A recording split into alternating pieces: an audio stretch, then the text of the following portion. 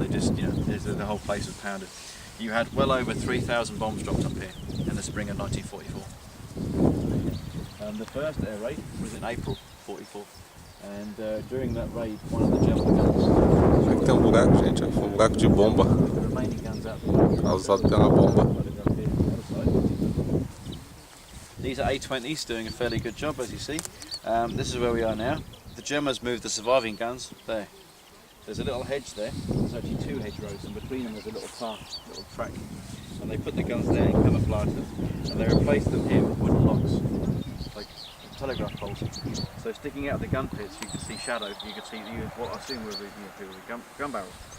So they continued to bombing, and when this picture was taken in May 44, the guns were already there. All the bombing here was a construction site, because the guns had been moved. What the Germans were doing was building bunkers for the guns instead of the pits. So the orders were taken in pits.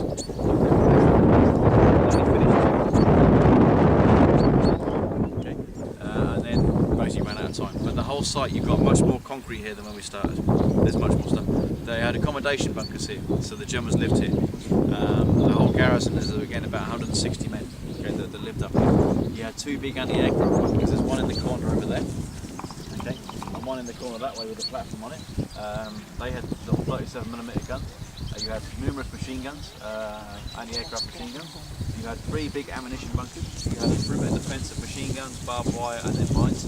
Where the car park is now was the minefield, and when they cleared it afterwards, 4,500 mines they dug up from there.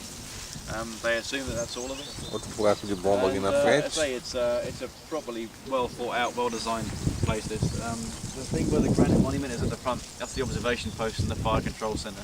That, if you like, is the brains of the whole site. Everything that happens here relies on those guys doing their job. So it's one of the biggest, thickest, strongest bunkers up here. Okay, it's right on the cliff edge as well. You can see for miles from there. So it's bombed and it's bombed and it's bombed. And it appears to the Allies that the bombing isn't working because the Germans leave the telegraph poles here, and if they do get damaged, they just put more back.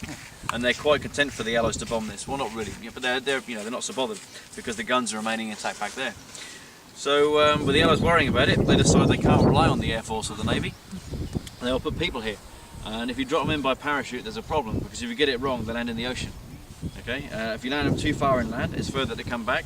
The German defences are heavier around the back than they are this side, because down there you've got 100 feet or 30-metre high cliffs, okay, and they're like that, they're vertical. So it was decided that would in a way be the easier of the 2 options, because if they come this way there'd be less defenders, okay, and less defences, and also it would catch the Germans by surprise. Bearing in mind the logical thinking of the Germans, you know, they're not going to expect anyone to try and climb up 100-foot cliffs. So you need some kind of specialist. So the 2nd Ranger Battalion, they were led at the time by this guy, if I can find his picture.